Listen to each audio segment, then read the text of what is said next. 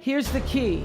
Learn from every mistake, because every experience, encounter, and particularly your mistakes are there to teach you and force you into being more of who you are.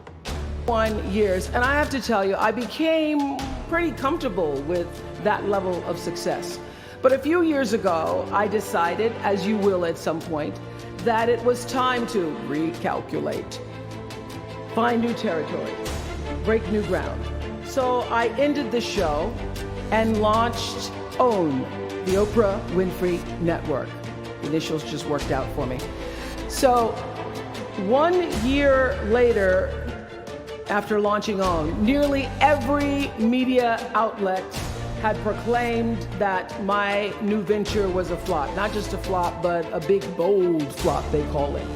I can still remember the day I opened up USA Today and read the headline, "Oprah not quite standing on her own."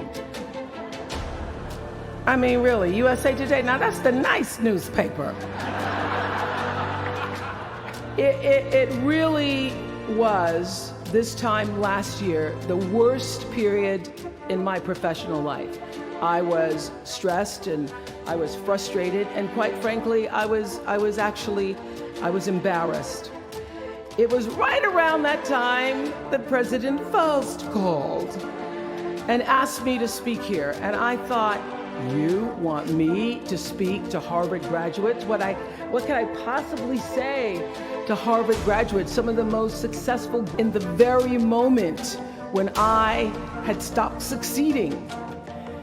So I got off the phone with President Faust and I went to the shower. It was either that or a bag of Oreos.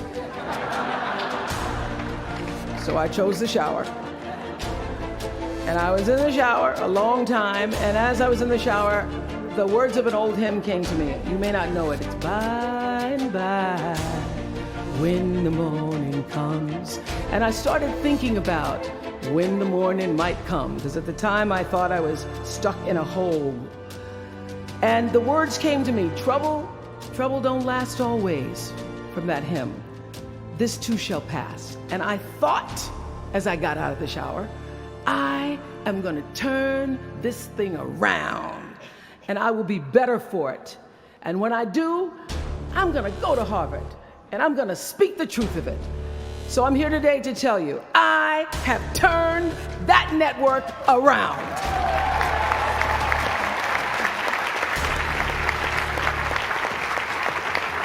So, and when you're down in the hole, when that moment comes, it's really okay to feel bad for a little while.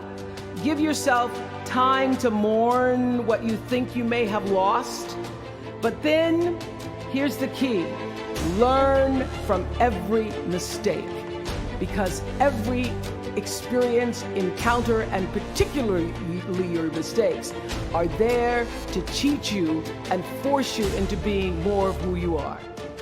And then figure out what is the next right move. And the key to life is to develop an internal, moral, emotional GPS that can tell you which way to go. Because now and forevermore, when you Google yourself, your search results will read Harvard 2013. And in a very competitive world, that really is a calling card, because I can tell you, as one who employs a lot of people, when I see Harvard, I sit up a little straight and say, where is he or she? Bring them in. It's an impressive calling card that can lead to even more impressive bullets in the years ahead.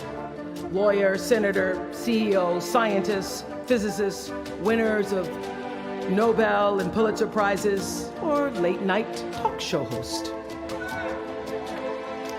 But the challenge of life, I have found, is to build a resume that doesn't simply tell a story about what you want to be, but it's a story about who you want to be. It's a resume that doesn't just tell a story about what you want to accomplish, but why.